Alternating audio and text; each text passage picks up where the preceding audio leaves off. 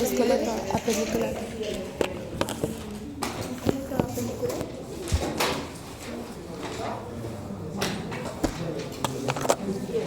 Axial y apendicular. Allá te quería participar. ¿Cuál es la idea?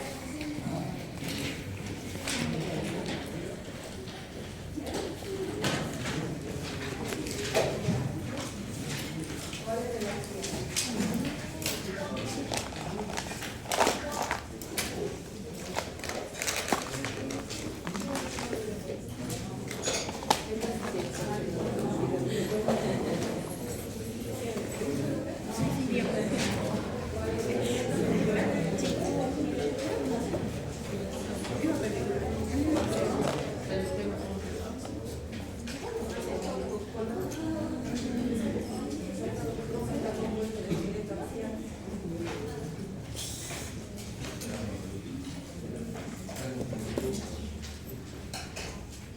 Cráneo, columna, tórax. ¿Ya? Entonces, el esqueleto se divide en dos partes, ¿se acuerdan? El esqueleto axial y el esqueleto apendicular. El esqueleto axial es todo lo que está en la línea media. Cráneo, columna, barbilla costal, es lo único que tenemos nosotros de que está en la línea media. Luego teníamos el esqueleto apendicular. Entonces, repasen, chicos, todo. Les dije, anatomía y fisiología son las materias, dos materias más fuertes que van a tener en la carrera y es la base para lo que se viene después. Entonces, si ustedes no van estudiando, a medida que vamos avanzando, ya les decía, estudiar no es para aprobar el examen, sino para que se quede, ¿ya? Entonces, si ustedes no estudian, no van a tener tiempo para volver atrás. Entonces, si ese es el esqueleto axial, ¿cuál será el apendicular?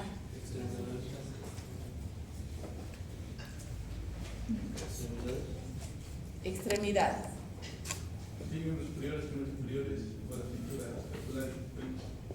Exacto. Entonces, extremidades que están unidas al esqueleto axial a través de dos cinturas, ¿ya? Una cintura escapular y una cintura pélvica. Vamos a empezar viendo la cintura escapular, ¿ya? Cuando veamos, hay un capítulo que es tronco, tórax, ahí vamos a ver lo que es esternón, costillas, y todo lo que encontramos en eso. Eso es un capítulo muy largo y es uno de los que más me gusta, porque ahí vamos a ver todo lo que es cardio y vamos a ver todo lo que es neumo, ¿ya? Entonces, vamos a ver esto,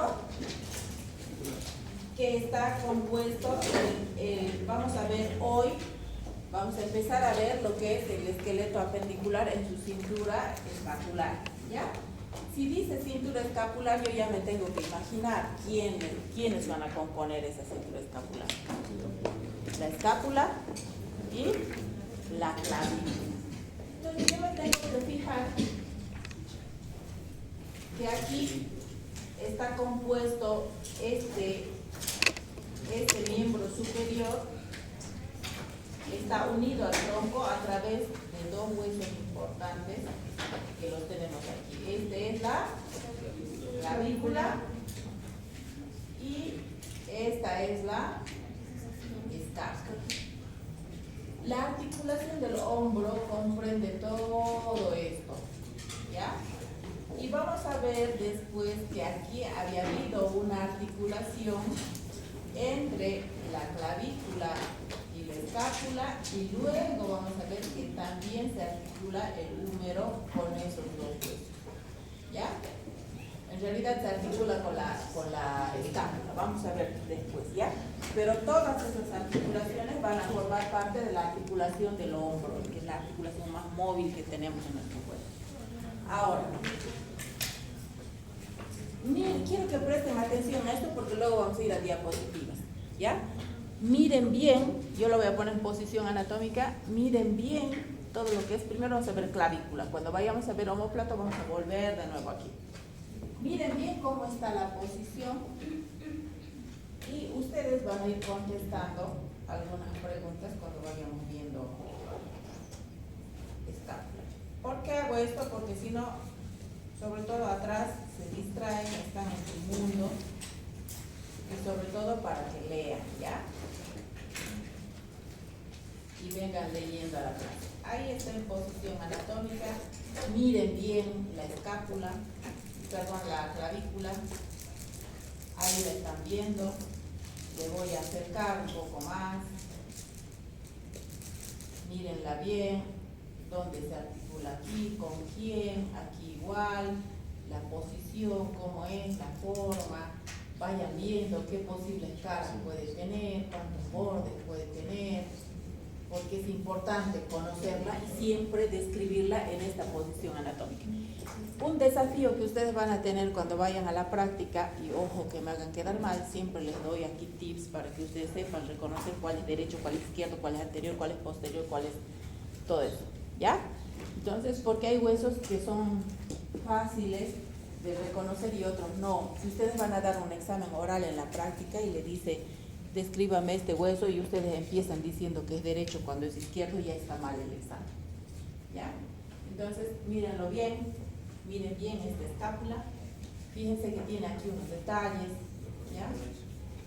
Abajo, fíjense que va a tener un extremo aquí. En esta aplicación, si se dan cuenta, no hay una unión exacta con el hueso. ¿Por qué? Porque aquí me está mostrando solo la parte ósea, no me está mostrando la parte fibrosa, la parte cartilaginosa, ¿ya? Por eso es que no están unidos. Luego va a haber una unión entre estas, dependiendo del tipo de articulación, y lo vamos a ver en la presentación.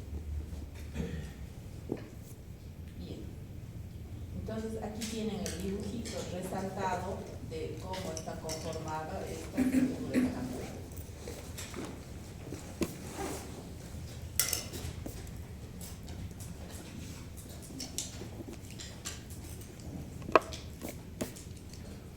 Ahora les toca a ustedes.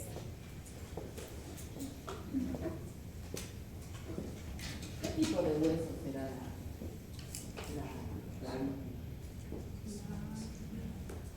¿Ustedes se la tocan? Sí, se puede tocar. Esa es la forma, a la parte superior del tórax. Y nosotros, cuando miramos, vamos a tener en clínica, ojo, es importantísimo conocer, porque en clínica, cuando venga un paciente, vamos a tener aquí eso que el hueco que está por encima de la clavícula se llama hueco supraclavicular o fosa supraclavicular, ¿ya?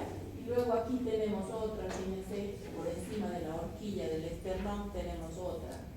Cuando una persona tiene dificultad respiratoria, la dificultad respiratoria es disnea, igual la puede manejar así, empieza a hacer mucho esfuerzo para respirar. Cuando hace mucho esfuerzo para respirar, se hunde esta fosa supraesternal y se hunde esta fosa supraclavicular.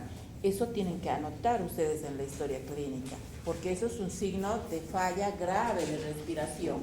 Y si hay, por ejemplo, ese paciente se complica y fallece de acuerdo a las medidas. ¿Por qué? Porque ustedes van a empezar siendo internos. Y el interno es la bala de cañón, como dicen. Te mandan a la emergencia y tienes que evaluar a un paciente. Si el paciente está grave, le tienes que despertar al residente o al doctor, ¿ya? Pero si ustedes minimizan algo de esto, todos ahora tenemos responsabilidad legal. Obviamente más el médico de guardia es responsable, pero nosotros también somos pasibles de sanciones, ¿ya? Si nosotros no conocemos la importancia de esas cosas, entonces ustedes tienen que decir, doctor, está con mucha dificultad respiratoria, hay hundimiento de fosa supraesternal, supraclavicular, entonces al doctor se le va a encender todas las luces y va a ir a atender a ese paciente, porque probablemente haga primero un paro respiratorio y luego va a hacer un paro cardíaco, dependiendo de la causa, ¿ya? Entonces es importante conocer todo esto. Bien, su compañera me estaba diciendo qué tipo de hueso es más rarito. Ya no está, deberían haber leído, pero al parecer no han leído. Largo, ¿quién dice lo contrario? ¿Quién dice otra cosa? ¿Qué características tiene un hueso largo? ¿Se acuerdan? En base a eso, si yo me acuerdo de eso, voy a saber identificar si huesos largos, cortos, planos.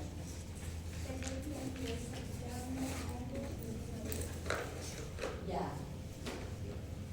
Yo tengo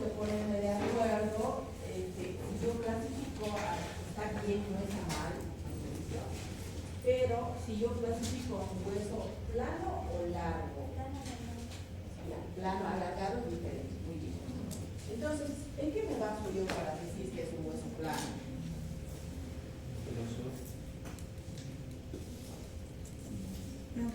¿Qué tenía un hueso largo que no tenía el plano? ¿En qué tenía el plano que no tenía el largo? Tiene sus divisiones, un hueso largo, en los epífisis y la diáfisis. Ya. El hueso plano se va a dividir en tabla externa, diploide, tabla interna. Ya, no está mal, pero hay algo más característico. No. Hay algo, ya su compañero dio una pista. Hay una diáfisis que no tienen los huesos planos. ¿Qué tiene esa diáfisis? Y siempre el ejemplo era el húmero, el fémur, la tibia. ¿Quién dice? No, precisamente eso no tiene la diáfisis, por eso es un hueso largo. ¿Qué tipo de hueso tiene una diáfisis de hueso largo? Hueso compacto. ¿Y qué más tiene al centro? Una médula ósea amarilla. Tiene un canal medular que va a alojar a la médula ósea amarilla. En cambio, el hueso esponjoso que tenía hueso esponjoso, tenía médula ósea roja, es un hueso trabeculado. ¿Ya? Si yo parto una clavícula, no voy a encontrar un canal medular y médula ósea amarilla, salvo que sea viejito. Ya van a ver, tiene un montón de huesos allá. Cuando son viejitos ya todo empieza a desaparecer y a cambiar, y van a encontrar escápulas que casi son transparentes. ¿Ya? Bien, y van a encontrar vértebras totalmente deformes. Han debido ver, ¿no ve? Les voy a dar tarea, vayan al anfiteatro, porque yo sé lo que hay. Vayan al anfiteatro y van a buscar sacralización de quinta lumbar. He visto, hay una. Ya, entonces este es un hueso esponjoso, ¿ya? Alargado, como ha hecho su compañera, y tiene forma de S, itálica, ¿ya? Ahora, acuérdense de la imagen que han visto en la aplicación. ¿Qué más tendrá? ¿Cuántas caras tendrá? ¿Cuántos bordes tendrá?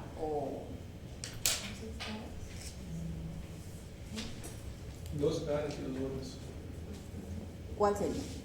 Cara superior, inferior, borde anterior, posterior. Exacto. Si yo sé las caras, inmediatamente voy a ubicarme en los bordes, ¿ya? Si tiene una cara superior y una inferior, yo automáticamente me voy a orientar y voy a decir, tiene un borde entonces anterior y otro posterior. Por eso les decía que miren bien en el dibujo y pónganlo, y así van a poner para describir porque ese esqueleto que tienen armado en el anfiteatro está mirando para cualquier lado la clavícula, ¿ya? Pero ustedes para describirlo lo tienen que poner en posición anatómica. Si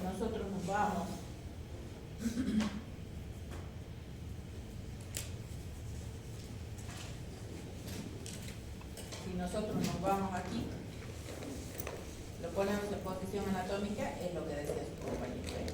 Tiene una cara superior, una cara inferior, un borde anterior y un borde posterior que está aquí. Y fíjense, cuando yo lo miro de arriba recién veo que es aplanado de arriba hacia abajo. ¿Ya?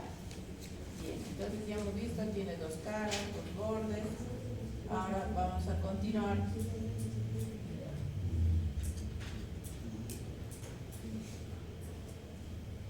¿Qué más puede tener?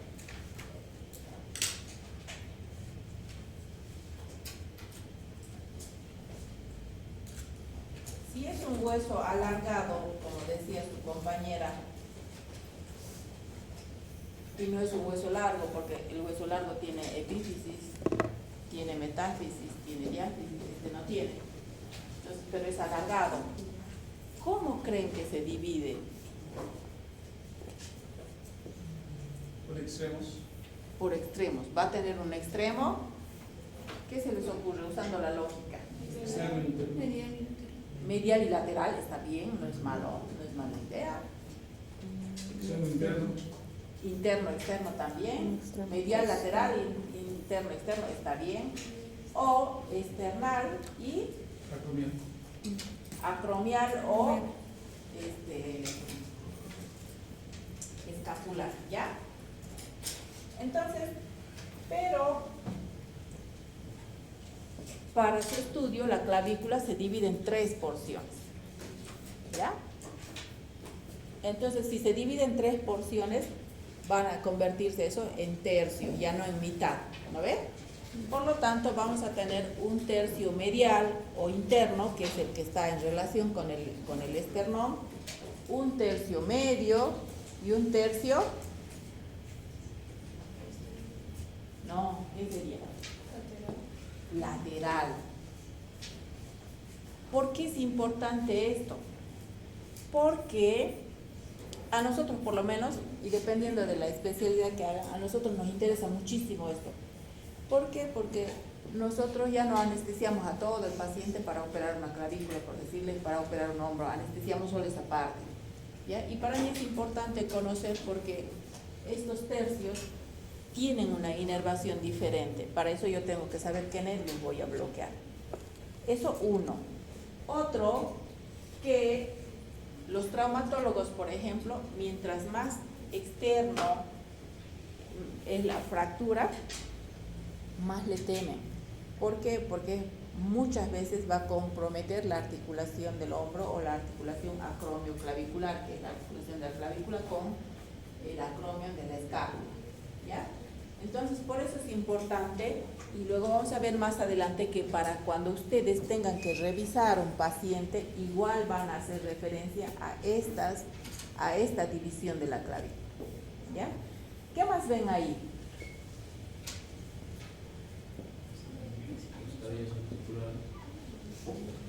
Tiene carillas articulares. Ahora voy a ver la arritmia.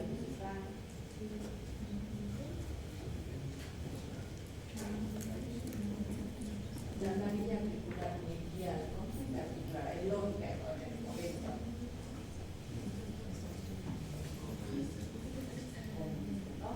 por lo tanto, la lateral. ¿Hasta qué hora pasaremos?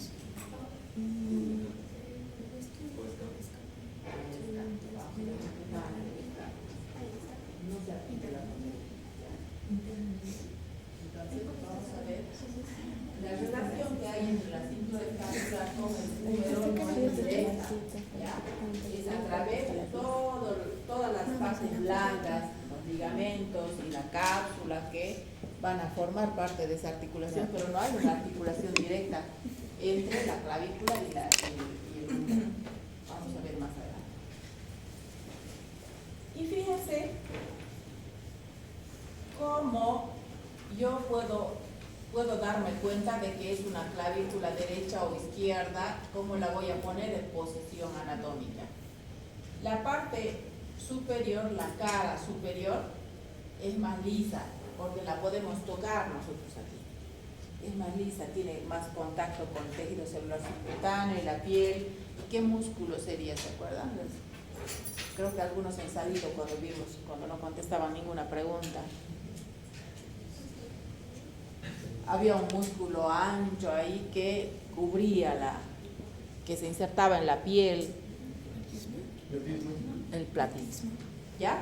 Entonces esa cara superior está más en relación con el platisma, pero como el platisma no se inserta en un hueso sino en el tejido celular subcutáneo, por eso es que la cara superior de la clavícula es más lisa, ¿ya? Pero fíjense la cara inferior, tiene superficies, tiene más irregularidades. Aquí va a tener un canal, un surco, aquí va a tener una eminencia o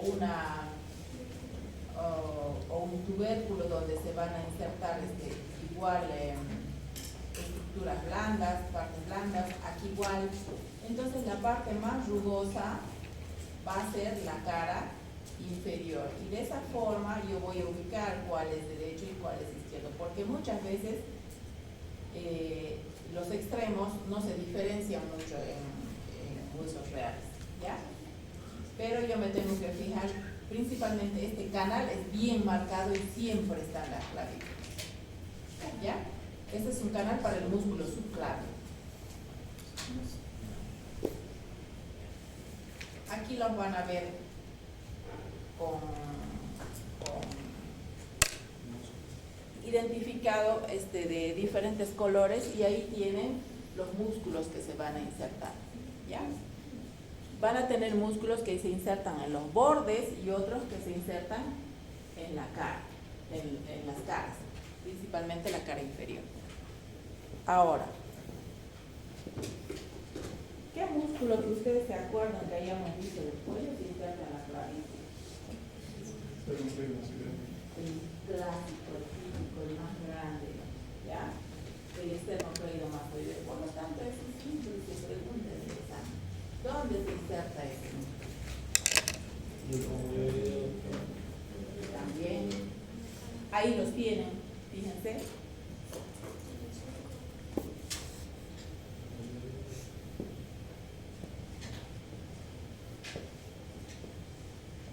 Estamos viendo aquí.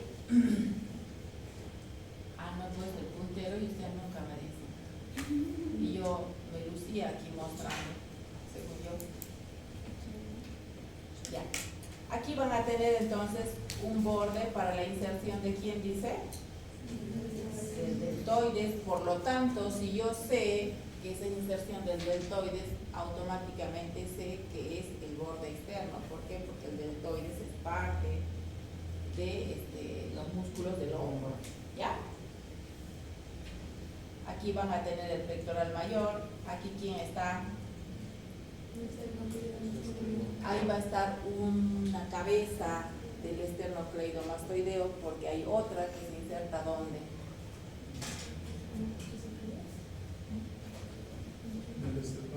En el esternón, porque ya su nombre dice esternocleidomastoideo. Se origina en el esternón, en la clavícula, y se inserta en la apófisis mastoides. ¿De quién? ¿Hueso? ¿De qué hueso?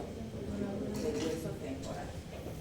Entonces, por lo tanto, aquí tienen en ese borde posterior y en el extremo medial a el esternocleidomastoideo.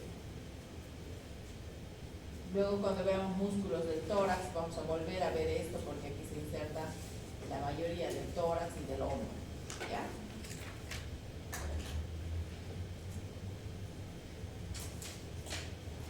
Aquí tienen un resumen. Que sepan esto de clavícula, no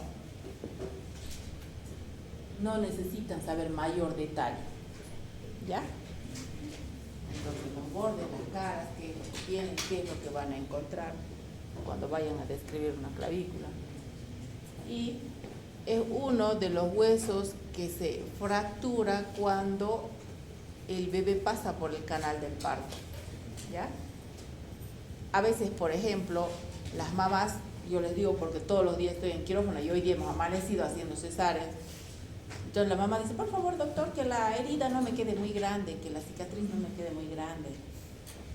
¿Ya? Entonces, muchos doctores, por hacerle caso a la mamá, no le hace la incisión muy grande. Y el bebé para sacar, ¿no? Porque esto es ancho, entonces se tiene que amontonar así. Y muchas veces se fractura la clavícula. Y ustedes se imaginan, vale la pena, porque la cicatriz quede más chiquita, que arriesgar al bebé. No. Entonces, a las chicas nunca prioricen la estética por encima de la salud de ustedes ni de sus hijos cuando sean mamás. ¿Ya? Ahí tienen hasta cara, aquí tienen cara inferior, quienes se van a insertar.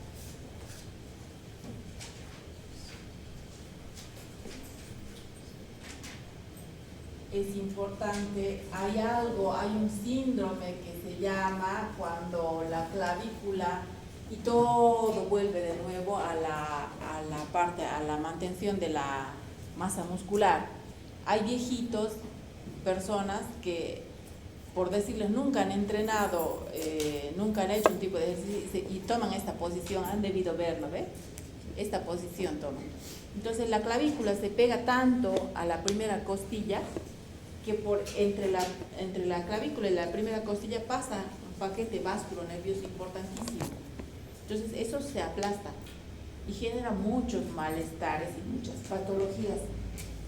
Pero la gente no te hace caso igual, o viene cuando ya es demasiado tarde. Y muchas veces hacen aneurismas ahí, o los nervios que pasan por ahí ya se produce tanto daño que vive después con dolor. Doctora, ¿cómo se llama ese síndrome? Disculpe. ¿Qué es? Ese síndrome, ¿cómo se llama? Para Ese que se aplasta. el síndrome hay el síndrome de miembro superior que puede desencadenar después en síndrome regional completo. ¿Ya?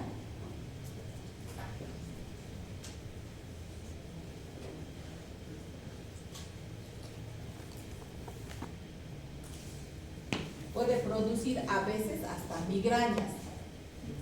¿Eso por qué? Por retracción de la cadena anterior, por retracción de la cadena anterior muscular. Y eso produce dolor cervical y migrañas. Y a veces lo que más duele es la cabeza. Por eso el paciente no le presta atención al dolor cervical, pero le calmas la migraña y recién empieza a sentir las molestias. Tenía un paciente, por ejemplo, que tenía mucho dolor lumbar, ¿ya? Y se trata el dolor lumbar y aparece el dolor en la cadera. Ya te das cuenta, porque es fisio, me debe entender, este paciente tenía una asimetría marcada, ¿ya? Camina mal, cargan el peso mal. Entonces sabes que ese paciente va a hacer, probablemente esa asimetría le ha llevado a su dolor lumbar, pero como el dolor lumbar era tan fuerte, cuando una vez no le presta atención al otro de la cadera, una vez que le calmas el dolor lumbar, recién se da cuenta del dolor de la cadera. Y se me apareció ahora. Yo le digo, no es que le apareció, ese probablemente estaba ya ahí. Sí, es muy cierto, doctora. También hay pacientes que tienen diversos dolores, pero va a prestar más atención al dolor más fuerte. Exacto. Cuando el dolor más fuerte va cediendo, ya va dándose cuenta que hay otro dolor. Por eso que muchos dicen, parece que mi camino no es así. No, que el dolor más fuerte siempre va enmascarado por el dolor que tenemos. O lo que dicen es, no tenía y ahora me apareció. ¿Ya? Exacto.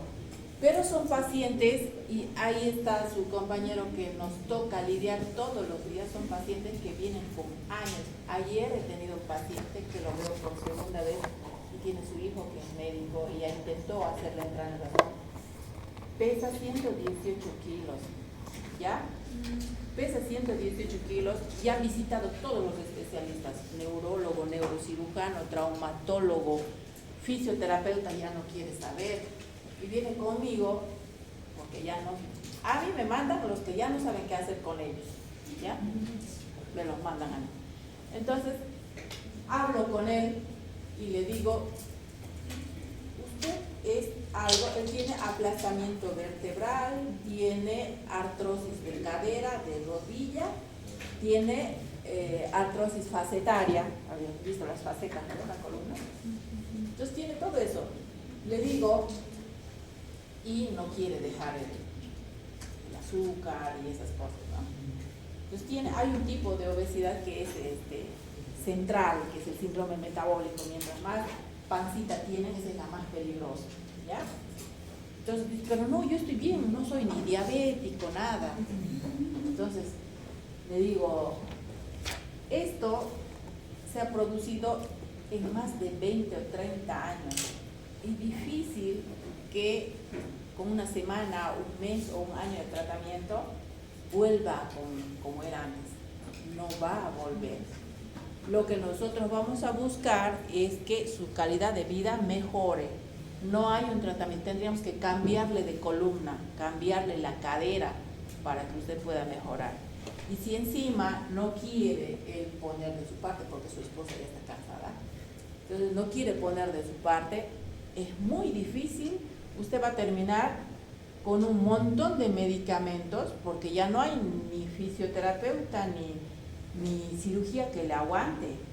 Entonces va a terminar con un montón de medicamentos y, como les decía alguna vez, lo más interesante que va a hacer en su semana va a ser ir al hospital, porque ya no quiere salir y es un círculo vicioso. Le duele un poquito, no se quiere mover, no se mueve, sube más de peso y sigue ahí. Es un círculo de los que no se los puede sacar. Es muy difícil. Le mandas al psicólogo, dice que no está loco. Entonces, es muy, chicos, a usted le va a tocar estar del otro lado. Es muy difícil tratar ese tipo de pacientes.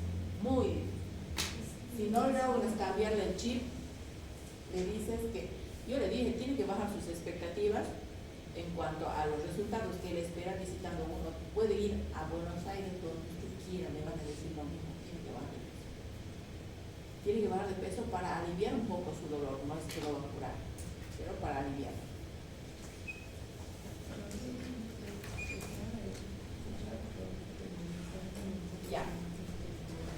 Ya hemos visto entonces bordes, anterior, posterior, y si tenía forma de S, ¿se acuerdan? Los bordes van a tener una concavidad y una convexidad. ¿Listo? Solo mirando aquí.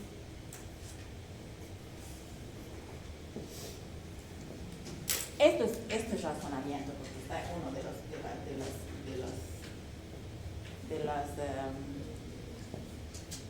está en uno de los acápites fundamentales que nosotros tenemos que calificar en ustedes. ¿Ya? Es el razonamiento lógico y luego vamos a ver el razonamiento clínico. ¿Por qué tienen que entrenar el razonamiento? Ahora está empezando con el razonamiento lógico porque está empezando. ¿Por qué ese razonamiento ustedes lo van a aplicar después en el razonamiento clínico? Por eso es Con causa. aprender.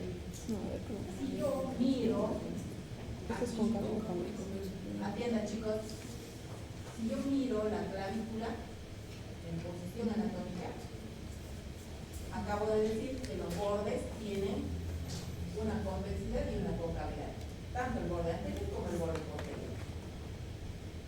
Mirando, dígame, la clavícula izquierda tiene, ¿qué extremo va a ser cóncavo?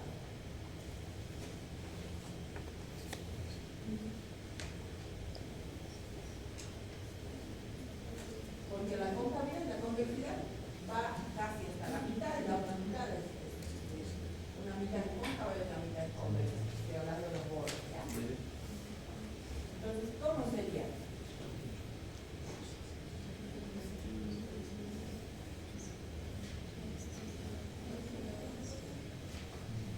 Ya, entonces, la mitad, dígame con ya como estudiante de medicina.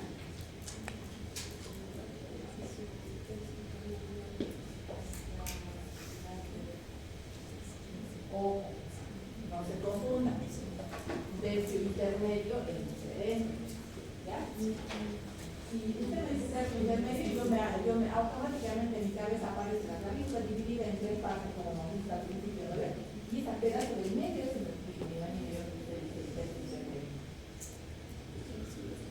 ¿Entender? Se llama tercio medio.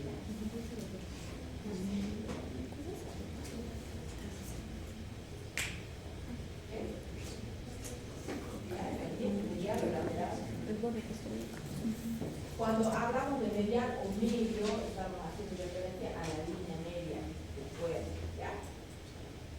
Hago referencia a la línea tal, ¿ya? ¿Cómo es? ¿Quién ayuda? Por acá atrás. Compañeros. ¿Dónde sería? ¿Cómo describiría usted la concavidad y convexidad de los bordes de la clavícula?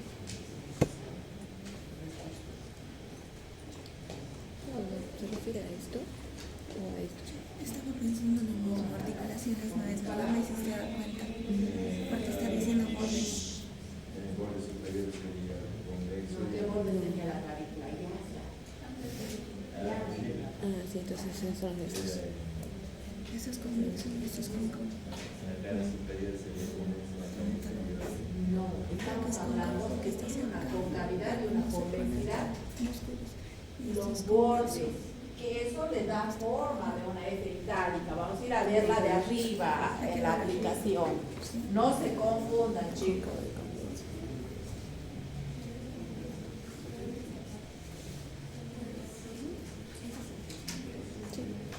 Mírenlo ahí, en posición anatómica, digo. El modo anterior, la convexidad. Ya, si yo miro de frente en posición anatómica, yo veo que la parte interna, quiero decir, porque si lo dividimos en tres partes, ya, el tercio interno es convexo, y el tercio externo es cóncavo. Entonces el tercio medio será una transición entre ese cóncavo y convexo.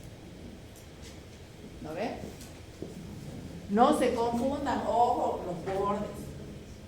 Si yo miro de arriba, si yo la miro de arriba, entonces fíjense, este borde anterior es convexo, si yo lo pongo en posición anatómica, y en la parte externa va a ser cóncavo. Y si yo hablo del posterior, del borde posterior, es lo contrario a eso. ¿Listo? Entonces, si yo hablo de este borde posterior, va a ser convexo en el tercio externo y cóncavo en el interno. Pero siempre para describir en esta posición, ¿ya? Posición anatómica.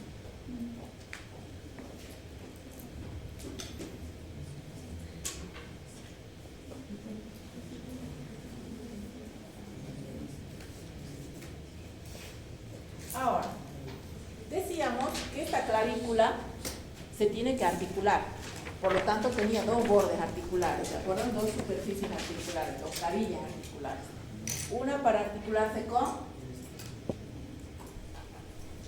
quién? Aquí.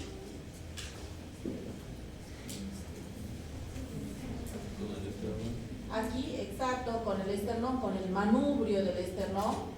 Ya vamos a ver cuando veamos el esternón. Con el manubrio del esternón y otra aquí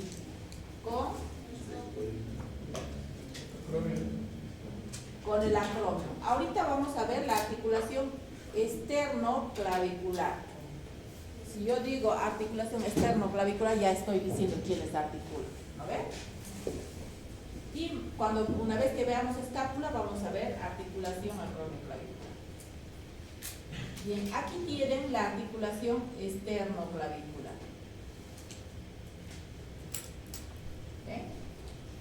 Y obviamente toda articulación tiene sus medios de fijación y tiene una clasificación. ¿Se acuerdan que hemos visto en la primera clase los tipos de articulación que había? ¿Qué dice esto? ¿A qué tipo de articulación pertenece?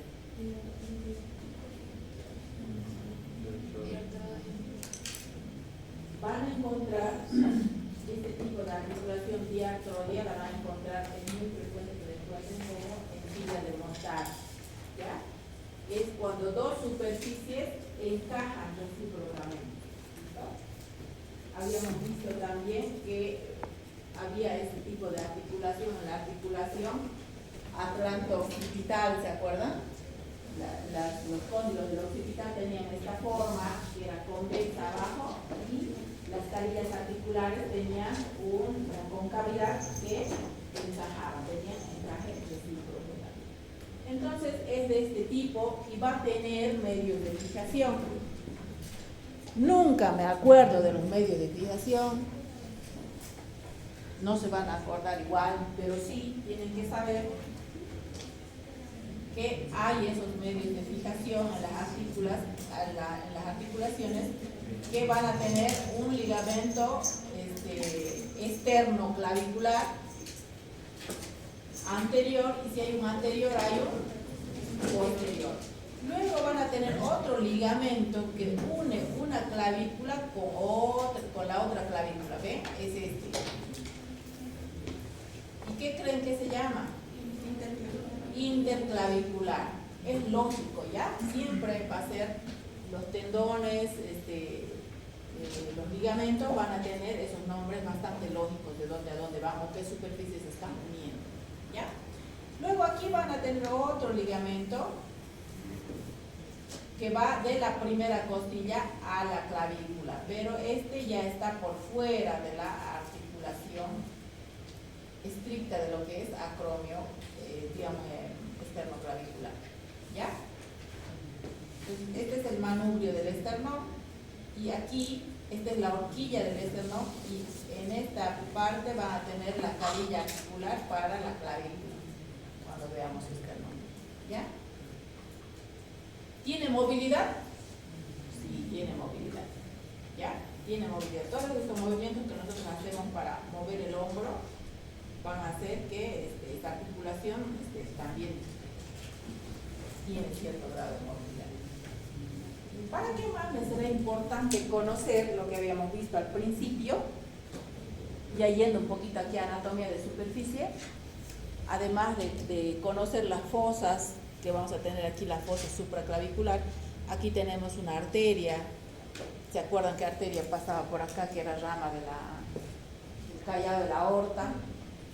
Que en el lado izquierdo salía directo de la aorta. La subclavia, ¿ya? Aquí tenemos una gran arteria que es la subclavia, y en las personas que son flaquitas ven que este hueco supraclavicular late y se ve latir ahí la subclavia, ¿ya? Entonces, ¿para qué más me sirve? Si ustedes van a revisar un paciente, igual tienen que describir en qué parte han encontrado alguna lesión, porque cuando ya veamos tórax, vamos a ver a qué altura están ubicados los órganos. El tórax es una cavidad importante porque protege a órganos vitales, que son el corazón y el pulmón principalmente, corazón, pulmón y grandes vasos, ¿ya? Entonces, si yo conozco esto, voy a saber, tener idea. A veces vienen pacientes que tienen una herida de este tamañito, ¿ya? Que muchas veces ni siquiera sangra por fuera y muchos la minimizan.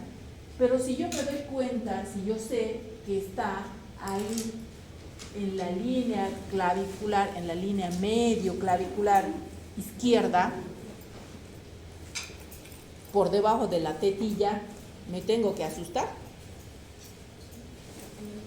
Sí, por supuesto. ¿Qué órganos estarán ahí abajo?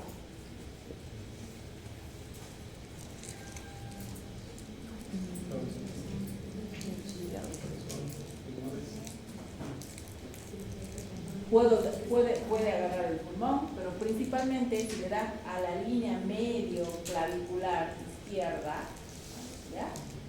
Van a darle al vértice o al ápex del corazón. Entonces, ese paciente es una bomba de tiempo. Por más muchos llegan ebrios, ni dolor sienten, ¿ya? Y van a ver casos y casos. El hospital es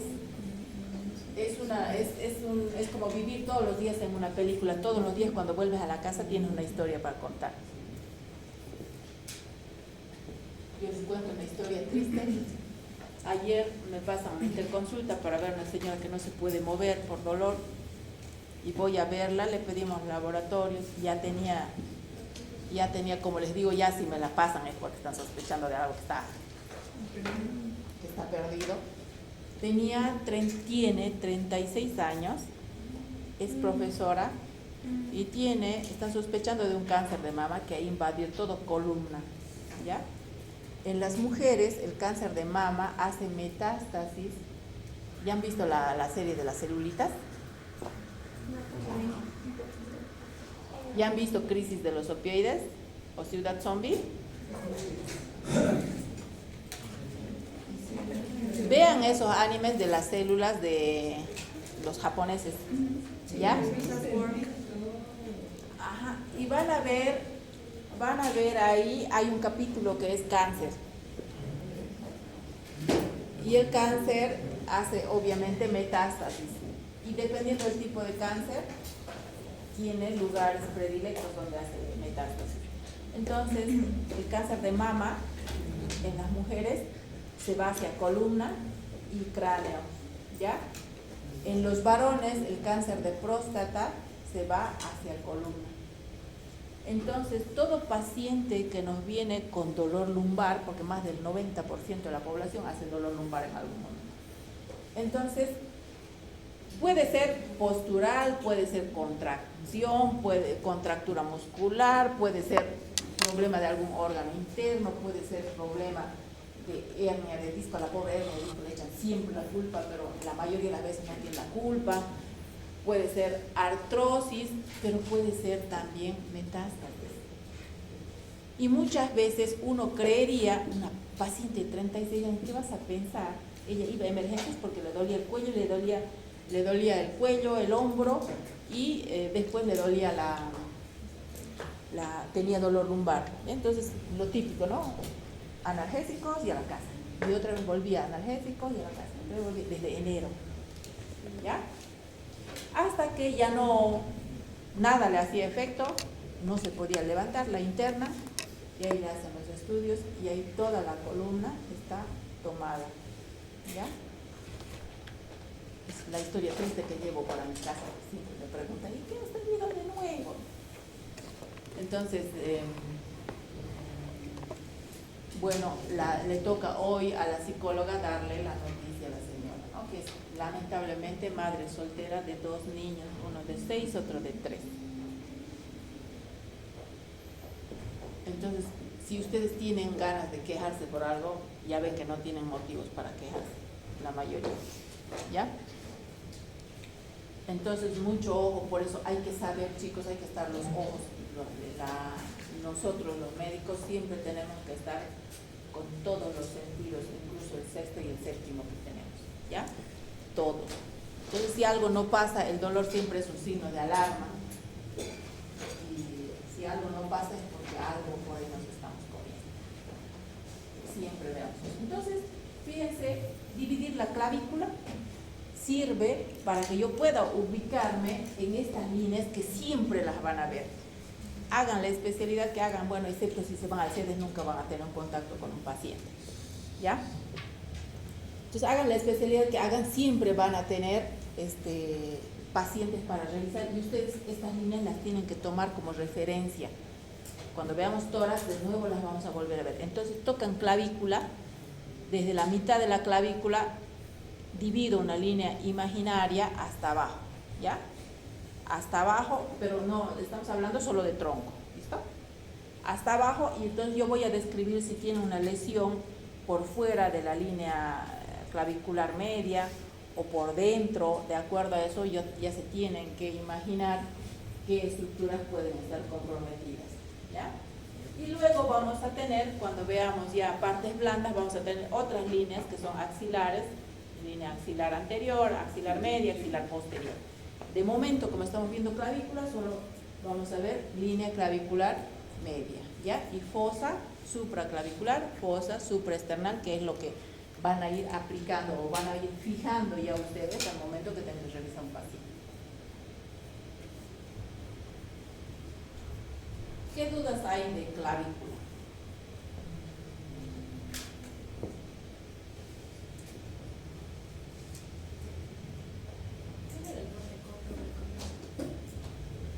Si yo le pongo en posición anatómica, ¿ya? Va a ser convexo en el borde anterior.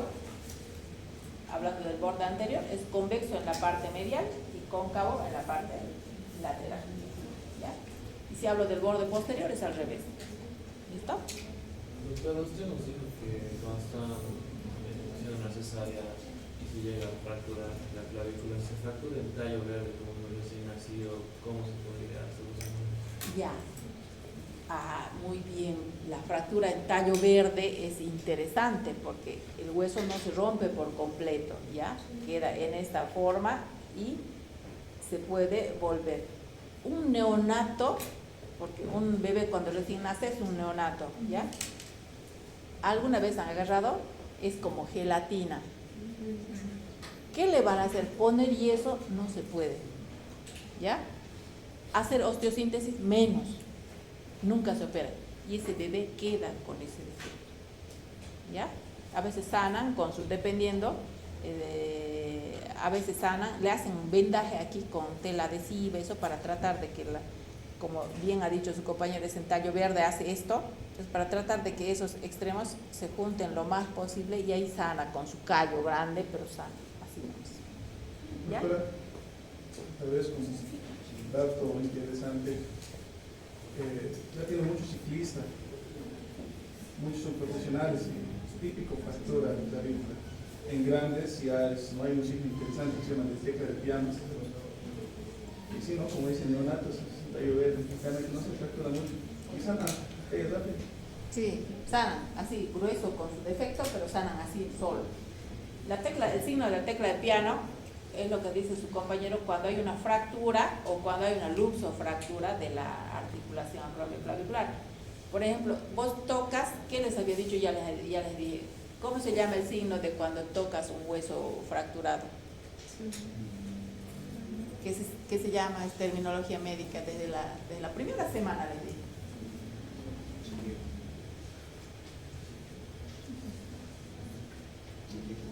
Contar 3. 1, 2, un puntito.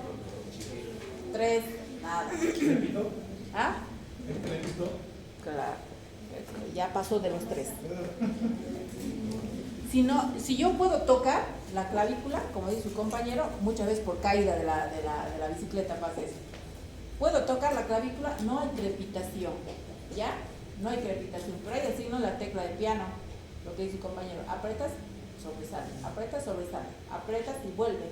Entonces ahí hay luxación de la articulación acromioclavicular, vamos a ver más adelante, ¿ya? O a veces puede haber luxación más fractura. Igual hay ese signo, la tecla de piano, donde la clavícula se levanta, cuando tocas, vuelve a su lugar, pero la sueltas, se vuelve a levantar. Por eso se llama signo de la tecla de piano. Ahora a ver el traumatología, ¿ya? Lo peor que puede pasar en un neonato, ¿ya?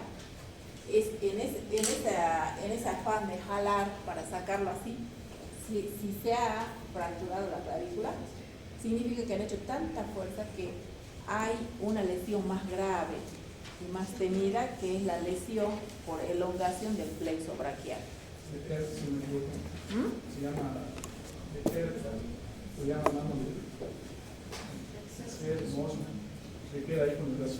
Claro, el pacientito, el bebé queda con la mano caída, porque el plexo braquial es el que da inervación sensitiva y motora a la mano. Entonces, si no tiene la inervación motora que va a hacer que los músculos se contraigan y nosotros podamos mover, el pacientito se queda. Entonces, esas son las complicaciones temidas de las cesáreas. ¿Ya?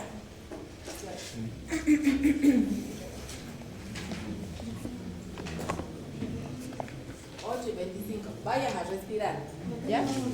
Porque vamos a empezar otro hueso. ¿Qué? 10 minutos, mamá. Doctora, entonces estaremos aquí hasta las 10:30.